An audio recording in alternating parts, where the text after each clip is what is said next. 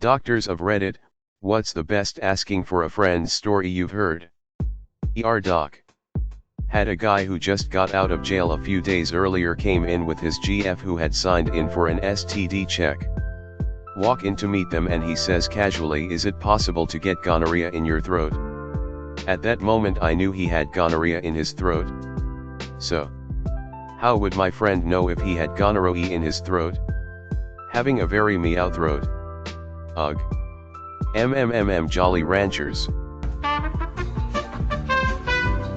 One girl was interested in laxatives for a friend.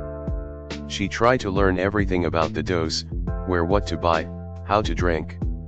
She was brought in a week later with complete intestinal atony. She tried to lose weight so much and drank 2 or 3 tablets at a time. Oh, I have more stories like that, lol. I don't understand people who do this. I'm actively afraid of laxatives. I had to get a colonoscopy and it was the worst thing I've ever had to do. It makes me seriously angry when I hear about people doing that to lose weight. Laxative abuse is often part of a larger eating disorder. Lady walks in and goes, "So if you cheated and got pregnant, but then had sex with your husband, would the baby become his?" It took everything in me not to laugh. I would have shit myself laughing. Go on, we are watching. I was asked the following. So if I swallow cum and flush it down with vodka, do I still get pregnant? She was in early 20s, she waited for her actual friend who broke her nose in a bar fight. Actually, I'd say the odds are pretty good. I couldn't contain myself. I was just an intern and she sat in the waiting room, not a patient, so I asked, "How much did you swallow?" She said that he came twice. So I said that vodka saved her. You lied to her. If you swallow cum and flush it with vodka, you get a Russian baby. Do you sleep with hot male patients? Asking for a friend. Kind of you to ask for friend, since you obviously aren't asking for yourself. If the answer is yes, do you sleep with ugly male patients? My father is a doctor and he got a call once in the middle of the night from his call share doctor's patient. The man asked what to do about a bump on his friend's arm that he scratched and something came out. He mentioned it was leaking a little oil now. It was a zit. He scratched a pimple. Woke the whole family up at 3 a.m. because he had to page my dad over a zit. How old was this man? 13. Go back to bed, Doogie. Not a doctor but pharmacist. Someone called the pharmacy one day, a young guy. I picked up. "Excuse me, how much does Viagra cost? Is there anything cheaper? I have someone that needs it." I explain everything and suddenly, "Will it work if I take it with alcohol?" The guy began asking for someone else, at the end was for him and was asking just because he wanted his little one to work while drunk. So, does it work? Asking for a friend. Yes. SHHH. There is one dream where in my dream, I'm Spider-Man. But I'm losing my powers. I'm climbing a wall but I keep falling. In my dream. Actually, it's not even my dream, it's a friend of mine's dream. You know, I'm something of a doctor myself. That dude could have outed Peter right there. And first professionalism. Doctors are all busy ATM. And I was sure the top comment was gonna start with "not a doctor but..." Well, the second comment does, so close enough. Studies have been done about the effects of THC on glaucoma. When I worked for a glaucoma specialist, we had a hippie-type person come in with their family member for a new patient eval and ask the doctor to sign paperwork okaying a medical marijuana script for the patient's glaucoma. Problem was the patient was totally fine, didn't find any signs of the disease and his eye pressure was within normal limits. And the doctor did not appreciate having someone try to trick him. To piggyback off of this, and because I'm tired of the questions. Marijuana only lowers your eye pressures for max 4 hours. To have sustained effects you'd need to hit the blunt 6x a day and nearly 2,200 times a year. Take the damn eye drops. I take it you're an ophthalmologist? The doctor I worked for said something like that in a very similar way when asked about MMJ, and I had to fight the urge to laugh. Was it because you were high, sir? Not a doctor, but I saw this dude say to a doctor, "Can two white people have a black child?" Asking for a friend.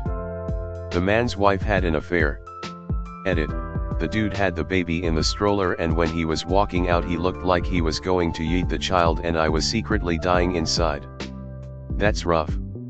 He must have had so many emotions running through his head. I wonder if the guy ever suspected anything before his wife gave birth. Wonder why she's always watching Medea movies. I have read that in some families, that is possible, one of the baby's parents must have an ancestor of another race. I knew a family that had this happen. The great-great-grandma was dark-skinned and they were very light-skinned. Caused confusion until a family member mentioned this. My father was born with extremely dark skin.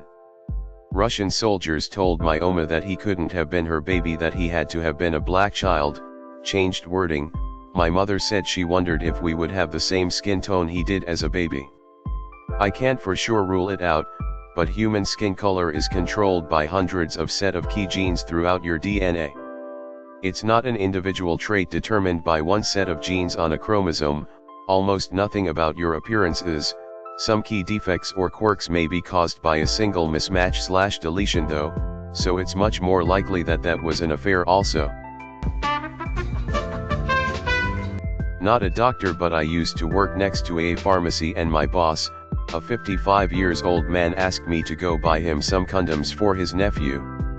Anti-air pharmacy? Yes, hi, this is Dr. X. I need to call in a prescription for hydroxychloroquine. Do you have any in stock? Asking for a friend.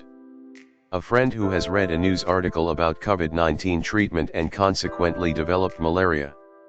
Have lupus, and while I no longer take Plaquenil for a couple reasons, reading about how doctors are writing themselves and their families' prescriptions makes my blood boil. There are a lot of people who legitimately need it for autoimmune issues and they can't get it right now. We're already at higher risk for COVID, now we have to try not to catch anything while flaring? Ditto, but I don't take it currently because of the side effects. These people taking it thinking it's going to prevent COVID are in for a nasty surprise. Divorced women/cougars like to explain muscle strains as sex injuries to get a rise out of docs. Best way to deal is to stay monotone and not react.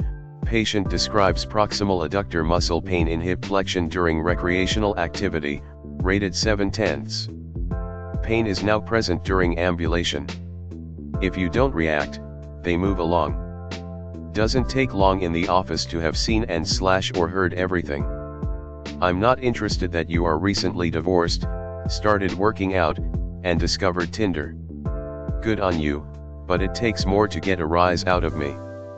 One colleague in training had a professional cuddler with a similar injury. Doc was very conservative, possibly on the sheltered side, and in front of two of his superiors during the case, and she was not shy. I would add she was not visually what I assume most would hope for in a professional cuddler either. That one I enjoyed, on account of him, not her. So, what does it take, Doc? Fair question. I have had a few women want to show the way they take off their sports bra because it causes shoulder pain. Of course I couldn't let them expose themselves because that could cause me some work-related grief that I am not willing to invite. But on a serious note, if you think about pulling off a wet, sweaty sports bra after a fitness class, the motion is similar enough to a shoulder impingement test. Fortunately, seeing cougar tits isn't the positive for the test, so you can skip that part. I have joked and considered using sports bra sign as an orthopedic sign, but I'd rather spend time on Reddit than trying to publish case studies.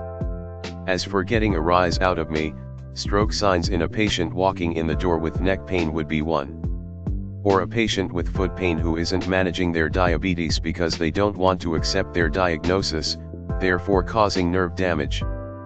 Patients with cauda equina, numb crotch/saddle region, usually after car accident, that don't want to take the next step referral, which risks making nerve damage permanent. Melanoma and other possible skin cancers. Stuff like that gets my attention. I'm aware no one wants to go in for a torn rotator cuff and come out with a referral for a basal cell carcinoma, but that's the job. So unless them boobs have a lesion that needs to be checked, I'd rather avoid the paperwork. HR is to be avoided at all costs. Educational tidbit of the day: know your skin cancer ABCDEs. Not that any of you will be enjoying sun for the next 2 to 8 weeks. Asymmetrical shape border not clearly defined, color not consistent, or multicolored, diameter over 6 mm evolving or changing. If you see something questionable, get it checked.